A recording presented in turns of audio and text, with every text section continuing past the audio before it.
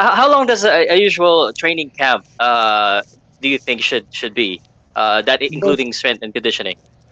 for example, when there's some boxers in particular, they want to increase power, but they also want to maintain speed and explosiveness, and they want to maintain endurance.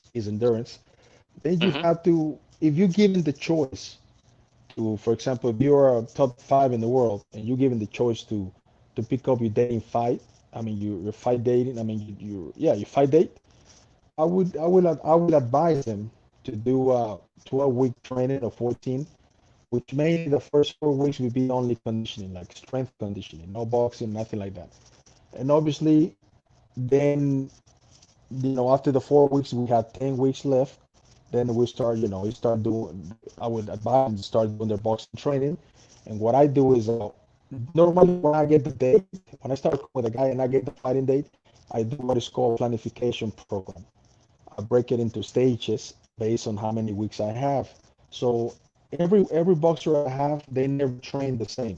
You know, sometimes I mean, I always pray that I get at least 10 weeks or even 9 weeks, but sometimes I get Wow. less. Sometimes I get 6 weeks. So you got to know how to handle that, and there's nothing you can do. Like I cannot tell them go ahead and change the date. I can't do that because they already got the date, everything is settled, and you have to work with what you have. And then you have to develop a program that whatever you're doing is not gonna affect his qualities. For example, if you have a boxer who's very quick, extremely fast, but after the fourth round, the fifth round, he gets tired, then obviously you want to maintain his speed, but you want to maintain Mm-hmm. his endurance. So there's a certain programs that we do that, without affecting. Because otherwise, imagine if you give the guy a lot of endurance, but you take a lot of speed out, then that's a problem. So you have to have a ratio. That's why you got to do certain exercises. You can develop power sometimes with weight training. You can develop power or explosiveness with other methods, medicine balls, plyometrics. I mean, it's so many things, isometric. I mean, so many ways to do it.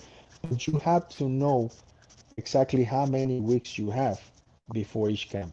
Like I said, Okay. if I'm given the choice to pick up date or they usually tell me how many weeks do you need, Memo, and I'll tell them, well, it's a world championship fight.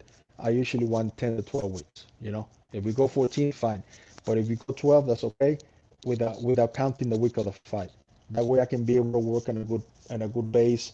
For example, four weeks of good conditioning, strength training, which sometimes it starts off with a lot of endurance weightlifting, which is a lot of weightlifting, but a lot of repetitions with a small percentages. And then we go into the strength phase and so forth, and then the speed, and then the competition. I mean, you have to know how to break it down. One little mistake on the planification, it could have your boxer in trouble because you never want your boxer to peak too early.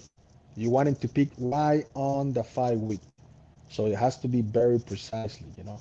So, like I said, sometimes I get good weeks, sometimes I get less weeks, and that's when you have to know what to do then, in order to maintain your guy in good condition.